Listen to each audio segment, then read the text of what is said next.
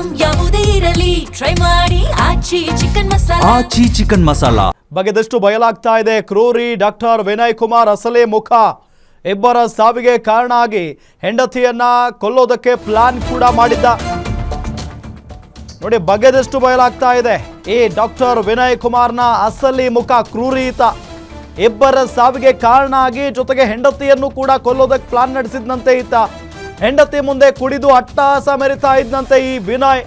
ಈಗಾಗಲೇ ಇಬ್ಬರು ಹುಡುಗಿಯರನ್ನ ಸಾಯಿಸಿದ್ದೀನಿ, ನೀನ್ ಯಾವ ಲೆಕ್ಕ, ವರದಕ್ಷಿಣೆ ತರದಿದ್ರೆ ನಿನ್ನೂ ಸಾಯಿಸ್ತೀನಿ ಅಂತ ಬೆದರಿಕೆ ಹಾಕಿದ್ನಂತೆ. ಕ್ರೂರಿ ವಿನಯ್ ಟಾರ್ಚರ್ಗೆ ಪಾಪ ಪತ್ನಿ ಸಾಯೋಕ್ಕೂ ಕೂಡ ಮುಂದಾಗಿದ್ಲಂತೆ. ಪೋಷಕರ ಸಮಾಧಾನ ಪಡಿಸಿದಾಗ ನಿರ್ಧಾರ ಬದಲಿಸಿದ್ರಂತೆ ಈ ಸಂತ್ರಸ್ತೆ. ಅಲ್ಲದೆ ಡೆತ್ ನೋಟ್ಗೆ ಸಹಿ ಮಾಡು ಅಂತ ವಿನಯ್ ಟಾರ್ಚರ್ ಕೊಡ್ತಾ ಇದ್ನಂತೆ.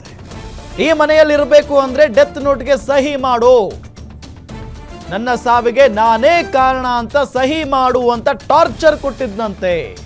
ಮುಂಚಿತವಾಗಿಯೇ ಪತ್ನಿ ಬಳಿ ಡೆತ್ ನೋಟ್ಗೆ ಸಹಿ ಮಾಡಿಸ್ಕೊಂಡ್ಬಿಟ್ಟಿದ್ದ ಈ ವಿನಯ್.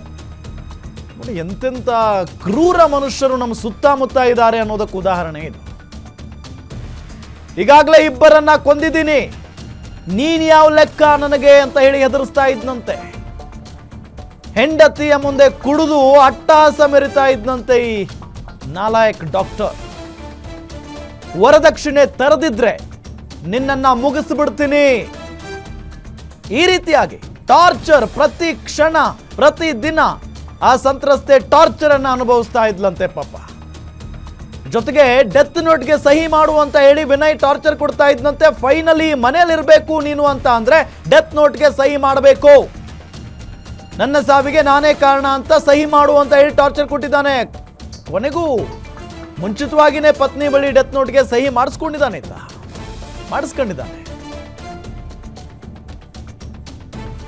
ನೋಡಿ, ಎಂತೆಂಥ ಮನುಷ್ಯರಿದ್ದಾರೆ ನಮ್ಮ ಸುತ್ತಮುತ್ತ ಅನ್ನೋದಕ್ಕೆ ಉದಾಹರಣೆ ಇದು. ವೈದ್ಯ ಆಯ್ತಾ, ಏನು ಅನ್ಎಜುಕೇಟೆಡ್ ಅಲ್ಲ. ಈಗ ಎಲ್ಲ ತಿಳಿದು ಇಷ್ಟೆಲ್ಲ ಓದಿ ಒಬ್ಬ ವೈದ್ಯನಾಗಿ ಈ ರೀತಿಯಾಗಿ ಮನಸ್ಥಿತಿಯನ್ನು ಇಟ್ಕೊಂಡಿದ್ದಾನೆ ಅಂತ ಅಂದರೆ ನೋಡಿ, ಅಲ್ಲಿ ಆತನ ಮುಖ ನೋಡಿ, ಡಾಕ್ಟರ್ ವಿನಯ್. ಸೊ ಒಂದು ಕಡೆ ನಾಗಶ್ರೀಯ ಮೊದಲ ಫೋಟೋ ತೋರಿಸ್ತಾ ಇದ್ದೀವಿ, ಈ ಕಡೆ ಗೌತಮಿ ಹಿರೇಮಠ್ ಚಾರ್ಟೆಡ್ ಅಕೌಂಟೆಂಟ್ ಇವರು ಕೂಡ ಮೃತಪಟ್ಟಿದ್ದಾರೆ. ಸೊ ನಿರಂತರವಾಗಿ ಈ ರೀತಿಯಾದಂಥ ಅಟ್ಟಹಾಸ. ಈಗ ಕೋಮಾ ಸ್ಥಿತಿಯಲ್ಲಿದ್ದಂಥ ಡಾಕ್ಟರ್ ನಾಗಶ್ರೀ ಅವ್ರ ಫೋಟೋ ನಿಮಗೆ ತೋರಿಸ್ತಾ ಇದ್ದೀವಿ.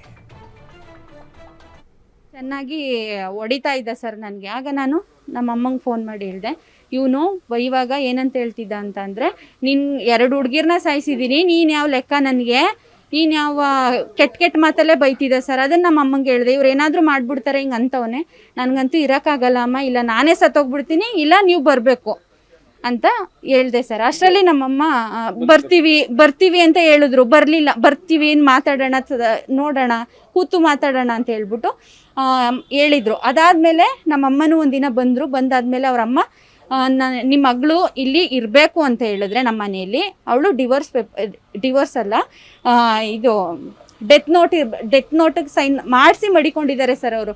ನನ್ನ ಸಾವಿಗೆ ನಾನೇ ಕಾರಣ, ಈ ಮನೆಯಲ್ಲಿ ಇರಬೇಕು ಅಂತ ಹೇಳಿದ್ರೆ ಆ ಥರ ಬರಿಬೇಕಂತೆ. ನನ್ನ ಮನೇಲಿ ಏನಾದರೂ ನನ್ನ ಆದರೆ ಡೆತ್ ಆದರೆ ನಾನೇ ಕಾರಣ, ನಮ್ಮ ಅಪ್ಪ ಅಮ್ಮ ಕಾರಣ ಅಂತ.